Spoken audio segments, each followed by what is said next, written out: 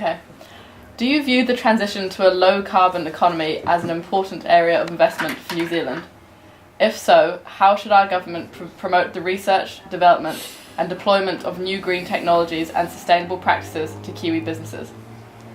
Furthermore, what role do you think green jobs have in reducing New Zealand's unemployment problems and in contributing toward a safe future? In preparation for these answers, because my portfolio areas don't lead into climate change and ETS type issues, I've made some inquiries and I can ad lib on various of the answers. But the short answer is yes, the government established an advisory group on green growth earlier this year, and apparently they're going to report back on in December on the issues raised, and the focus, as I'm advised by Nick, should be on the greening of existing businesses and jobs and not on the hypothetical creation of new green jobs. And I think that was something that Sir Paul Callaghan adverted to in a speech he gave a couple of days ago. So let me give you an example. The government's home insulation scheme has already created a significant number of new green jobs, and really the challenge is how to maintain them free of a government subsidy. So I suppose another example would be the type of renewable energy projects that one sees around the country, from the hills above Wellington to the Chatham Islands. Cool, thank you.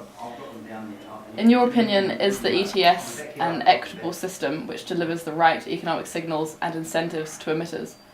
Do you believe changes to the ETS are needed to make it more effective, or to make it a more effective method of reducing our country's emissions?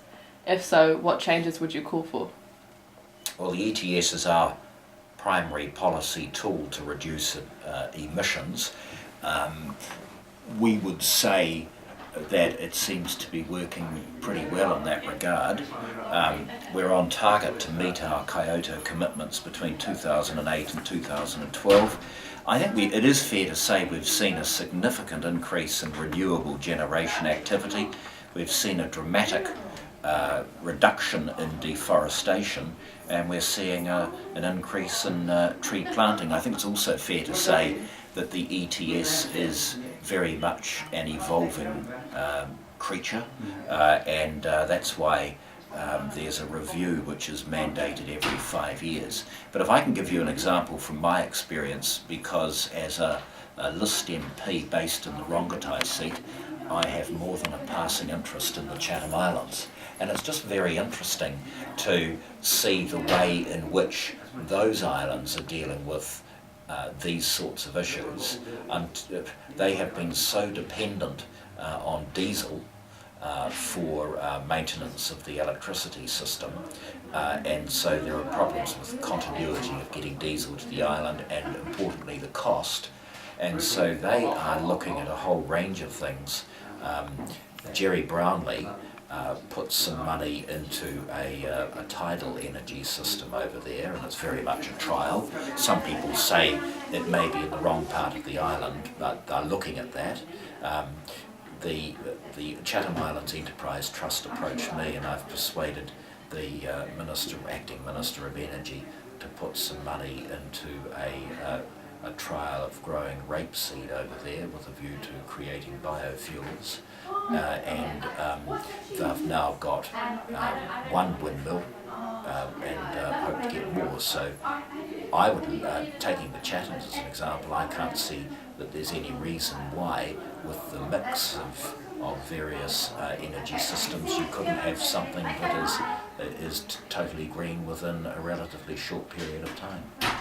And maybe you'd use diesel as a backup for emergencies. What are your opinions on expanding our country's fossil fuel industries?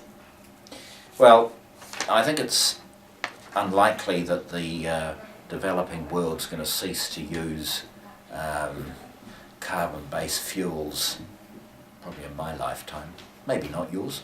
And while there remains a demand, it's sensible to explore the extent of our natural resources.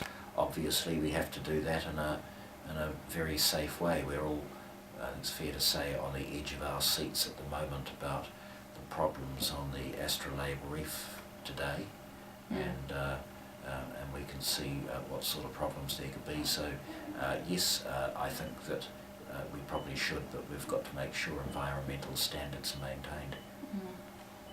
I've just got written here that the Parliamentary Commissioner for the Environment stated that the mining of lignite would take New Zealand in the wrong direction on climate change, and a signal lignite to diesel plant as proposed by Solid Energy would increase our 2020 emissions overshoot by 20%. Do you have any particular comments on lignite mining? I haven't read the report, so I'll be waffling if I try. Do you support the reallocation of spending on new roads towards low carbon and public transport initiatives?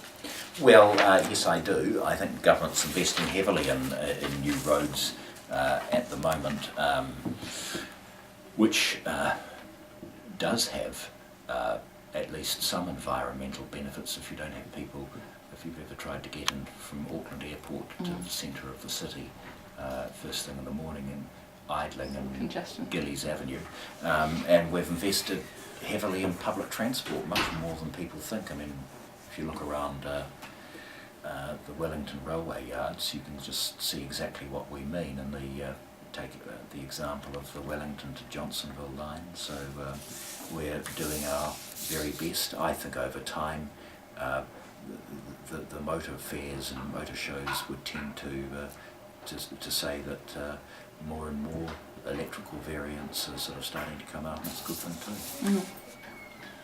So we need the question 6 we can probably cut about the electorate.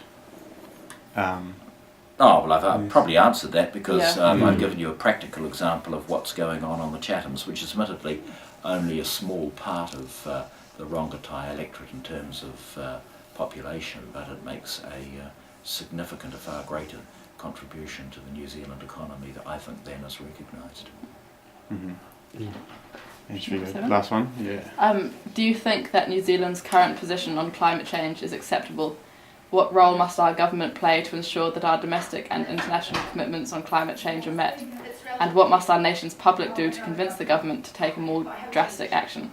Well, you'd expect me as a minister in the government to say that we're not doing too badly. For a party like us, you would, I think you would not have expected us to go as far as we have. We're a centre-right party. We haven't ditched the ETS, we've made it workable, and when you look at practical measures, there have been significant improvements over the last few years, for example in deforestation. So I think that